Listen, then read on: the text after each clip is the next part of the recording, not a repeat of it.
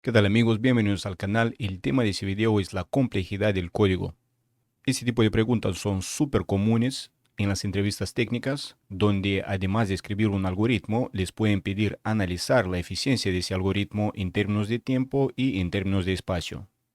La complejidad de un algoritmo se puede analizar de dos formas distintas: la complejidad temporal y la complejidad espacial.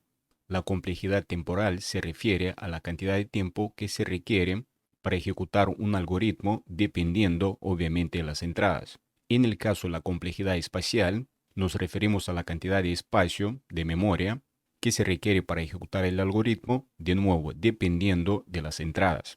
En este video nos enfocamos en la complejidad temporal. Para analizar la complejidad temporal vamos a usar la notación big O. También existe big omega, big theta, pero big O es el más común.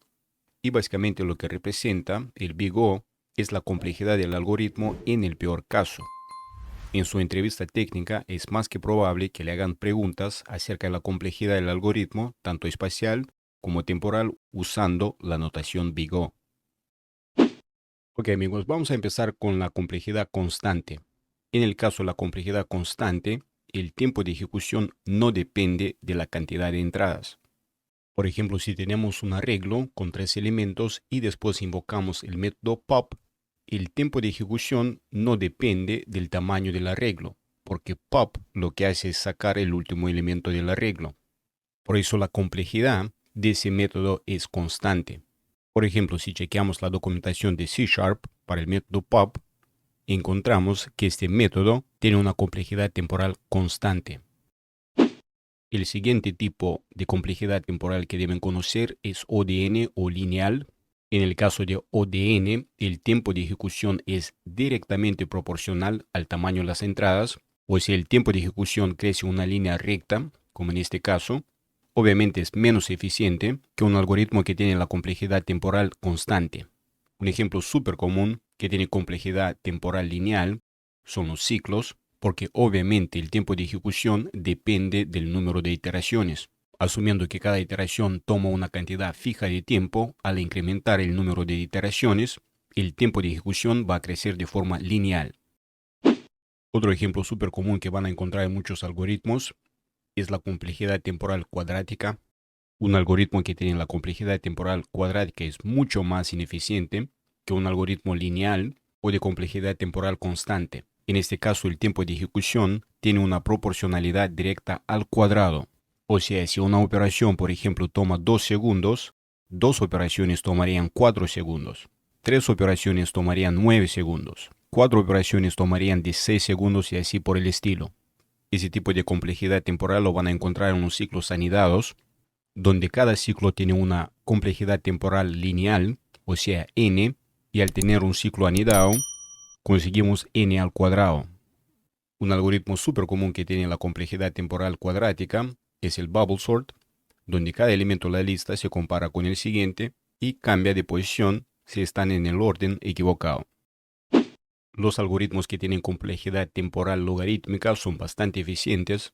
De hecho, solamente la complejidad temporal constante le gana, y eso se debe a un incremento bien lento del tiempo de ejecución cuando hay un incremento masivo del número de las entradas. Ese tipo de complejidad temporal por lo general lo van a encontrar en algoritmos que dividen la tarea en dos para solucionar el problema, como es la búsqueda binaria. En este caso, el tiempo de ejecución no depende del número total de entradas, sino más bien depende de la mitad de entradas. Si asumimos un logaritmo con la base 2, al duplicar el número de entradas, por ejemplo de 4 a 8, el tiempo de ejecución aumentaría solamente por una unidad. O sea, el tiempo aumenta, sin embargo es un aumento bien leve si lo comparamos con el nivel de aumento de las entradas. Finalmente llegamos a los algoritmos menos eficientes.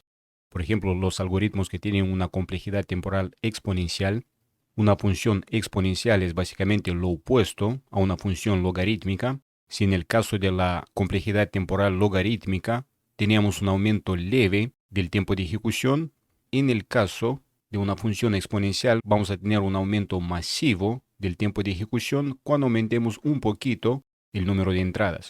O sea, un algoritmo que tiene complejidad temporal exponencial es sumamente ineficiente. El ejemplo más común es calcular la secuencia Fibonacci de forma recursiva, donde el tiempo de ejecución aumenta de forma exponencial. Al aumentar el número de entradas, el tiempo de ejecución se duplica.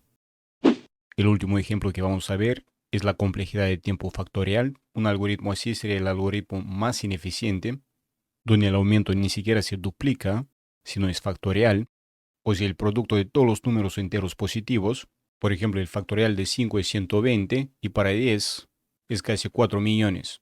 Entonces, obviamente, un algoritmo así es inusable para cualquier propósito práctico. Como en este ejemplo acá, tenemos un ciclo y para cada iteración invocamos la misma función de forma recursiva. Bueno amigos, vamos a terminar este video acá. No se olviden de ponerle un like, compartir y suscribirse al canal.